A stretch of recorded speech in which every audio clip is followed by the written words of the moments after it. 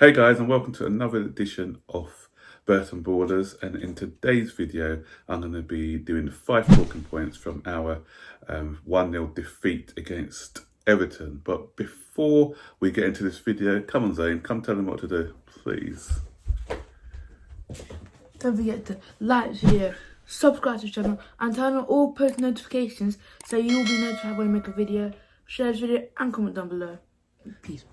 Thank you. Welcome to the Burton Borders. Ain't got no time for no stallers, yeah. We are the risers, we're not the fallers. Our channel is growing wider and taller. Yeah, we're here to give you the news about your dear beloved Blues, yeah. So if you like this YouTube channel, like, subscribe, and turn on that bell. Yeah.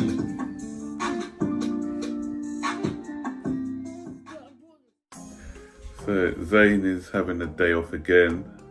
He woke up late, he's saying, so yeah. So it's a morning after the night before, where disappointing result for us. And so let's just get straight into it.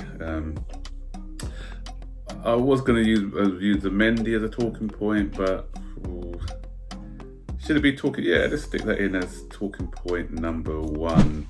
Because a lot of people are saying that Mendy was to blame. Is Mendy to blame for the goal yesterday?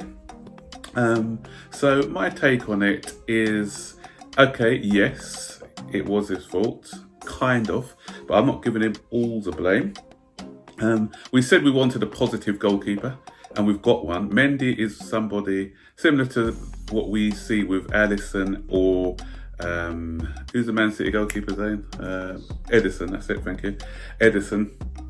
He's positive and he comes out for things. He's like a sweeper keeper. So sometimes with sweeper keepers, you see it with all the best of them. You see it with Neuer, you see it with Edison sometimes. Edison sometimes is when they are positive and they come out to clear the ball. There's some occasions where they're gonna get found caught out a bit.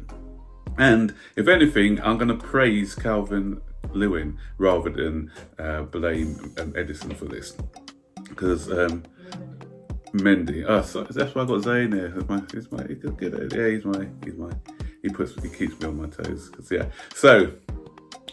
Because it was a long punt upfield by Jordan Pickford, and what Calvin Lewin did, he was great to win that ball in the air, but then he reacted quicker than Silva. He spun Silva, and Mendy was already out to him.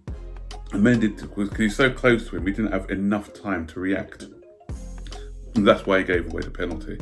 And these things are going to happen now and again. So for me, I don't, it was at fault, but I don't blame him, if you know what I mean. So I still want him to carry on being positive, rather than just staying on his line all the time, because 9 times out of 10, I think that he will be successful at clearing his lines. Point up number 2, and this is the biggest talking point for me, is that Chelsea need another winger. It's plain to see that we need another winger. I was advocating us going for Ben Rama at the beginning of the season, and I didn't watch the West Ham game, but by all accounts, people are saying that Ben Rama had a fantastic game, and he would have been ideal for us, because I don't think, because at West Ham he was not really a regular in their team at the moment. Not to say he won't, but he's the sort of guy who would come in, because he's coming in from a lower division, not expecting to start week in, week out, and he can cover a number of positions. He can cover left, right, and central. And with the injury record of our wingers at the moment, we are badly lacking someone in that position. And yesterday it showed. We had nobody in there who can offer us something different. So we had 3 wingers out at the same time. Pulisic, we're not going to be able to rely on Pulisic. Forget that, because he's not going to be able to play 2 games a week, and those hamstrings are a concern for him. As Nadoy, he always seems to get injured when other wingers get injured. It's weird. that happened last season, and this season's the same thing. Whenever someone gets injured, he can have an opportunity, then he's out. Ziyech, this is the second injury he's had this season. One was an unfortunate one against Brighton, the ankle one at pre-season. But this one with the hamstring, again, when people are getting hamstring, it's muscular stuff. Again, could we overplay them when they're suffering from hamstrings? So all three of them have been hamstring injuries, and maybe because the games are coming thick and fast. But having said that, Hudson-Odoi hasn't played that many games this season, so that's a bit of a mystery, unless he's working really, really hard in training, and that's how he pulled it. But going into the season with three wingers, with the way we play, I thought we needed an extra winger. Maybe they didn't get Ben Rama, because I know that he had injury concerns when he did a medical for West Ham. So maybe we were looking at that as well and said we don't want another injury-prone winger. But I think in January we need to address that position with getting another winger. Somebody, as I said, you can, because Everton yesterday, we were playing a lot in front of them, but we didn't have anyone who can turn one way or turn the other way, change direction quickly. And that way it just gets their defenders disorganised and creates more opportunities, more positions. But because everything was in front of them or getting crossed in, it was really easy for them to defend against. Talking point 3 now, Havertz and Werner still need time. It's still a concern the way that they're playing at the moment. Both of them haven't really truly settled into life in the Premier League. But when we were linked with these two players, and obviously when we've already bought Werner and we were linked with Havertz, I was looking at the Bundesliga, and I was looking at it, just taking note of how they were playing in the Bundesliga. And one thing was strikingly obvious, and I mentioned it in one of my videos just before Werner came to us, actually when he was linked with Liverpool. I said, Werner is not going to have as much joy in the Premier League as he does in the Bundesliga, because Bundesliga, that was the first league to start after lockdown, and what was evident in that league is that teams play. Teams are there to play, they're not there to park the bus and defend. So what that does, that allows more room behind, and that suits Werner's game a lot because he utilises his pace and to get behind the defenders. And Havertz as well, if you look at the way they play, there's a little bit more space in the Bundesliga, so you afforded that little bit more space, so you can afford to take those extra touches. But in the Premier League, it's an unforgiving league. You know, a lot of teams play with that low block. You saw Tottenham, even Tottenham, top teams like Tottenham, Everton, and the lower teams who are fighting for their life, they play with that lower block as well, and it's more in-your-face football. You don't get that time. So Havertz is still looking for that extra second on the ball, which he's not afforded. But it will come. You know, there's a lot of people who are impatient at the moment, and there's a lot of talk about waste of money and all this nonsense. But I was on my talk show yesterday and with Bobby, and talking with Bobby, Nav, and Tyrone, and we're all in the same agreement that, you know what, give him a season, because everyone wants him to hit the ground running, but give him a season, and next season we'll probably see the best of him. Myself and Bobby, a couple of the older supporters of Chelsea, we were citing people like Thierry Henry at Arsenal or Robert Pires at Arsenal. Both of them in their first seasons, they were shocking, and both of them ended up being one of the Thierry Henry, as you know, is one of the all-time best ever in the Premier League, and and Pires is not that far behind actually.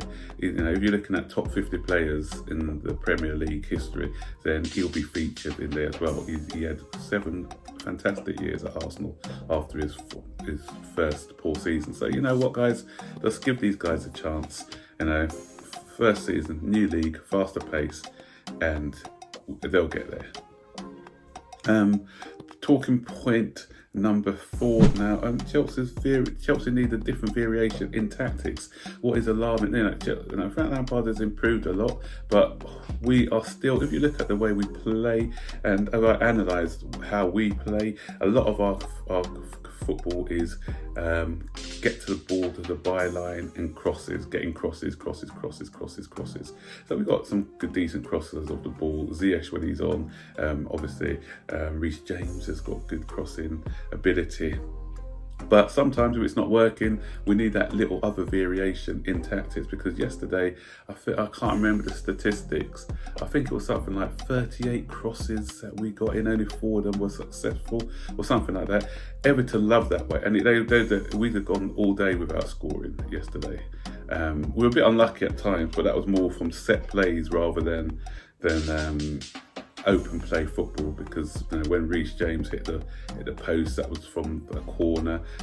We had the 2 free kicks, a good save by Pickford. It always turns into crying Dino's off or Peter Shilton when he played against us. And we had the free kick by Mason Mount that hit the post. As I said, all set plays, nothing from open play really. And Everton were happy for us to get them, because they had 4 centre backs in there, so they centre backs that enjoy defending.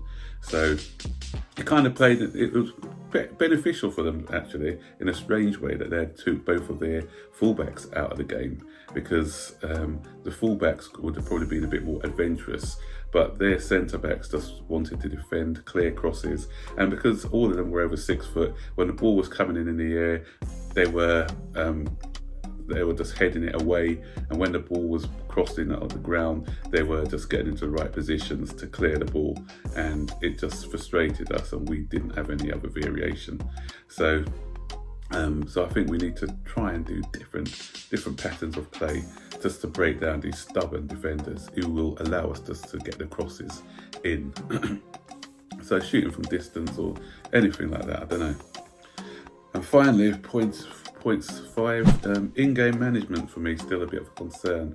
With Frank could see that first half I thought we did okay actually, but without any real joy, because Everton had the measure of us. But in the second half, first 5-10 minutes, Everton were in the ascendancy, and it didn't look like things were going to change from a game point of view. So a change of personnel, a change of tactics could have been the way to go. I personally would have tried 2 up. He put on Tammy, but they kept the same sort of formation with a different formation actually. Tammy and Billy maybe coming on. Giroud wasn't really in the game yesterday, so maybe Tammy and Werner as up front, a diamond midfield, bringing in Billy Gilmore to try and with his passing. I think when Bill Gilmore came on, he came on a little bit too late, and he couldn't get into the game in the last 10 minutes. So had he been given like 30 to 35 minutes, I think that he would have been more influential in the game. So yeah, just a little change of tactics, earlier substitutions, and I think we may have got a little bit of joy from it. But Everton and Newcastle are grounds that we usually go to and don't do well. This year we did well at Newcastle, but we couldn't do it at Everton. I don't know what it is with Everton, Chelsea and Everton.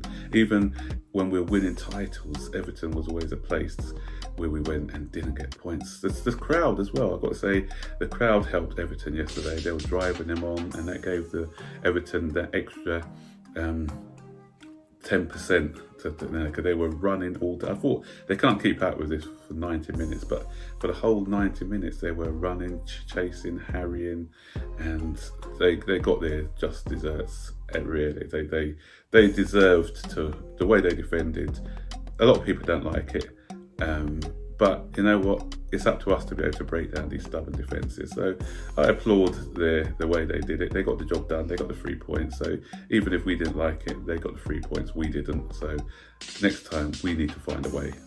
So that's it, guys. Onwards and upwards. We can't cry anymore because we got Wolverhampton Wanderers on Tuesday. So we've got to dust ourselves off and start again. And hopefully, because with Wolves, you're going to get a bit of the same. Strong defensively, great. They've got a great tactician in manager Nuno, and so I think we need to try something different. If we haven't got any of our wingers back, try some different tactics. I think, and hopefully we'll get a positive result. So your turn, guys. You comment below. Let us know what your thoughts and opinions are on yesterday's game.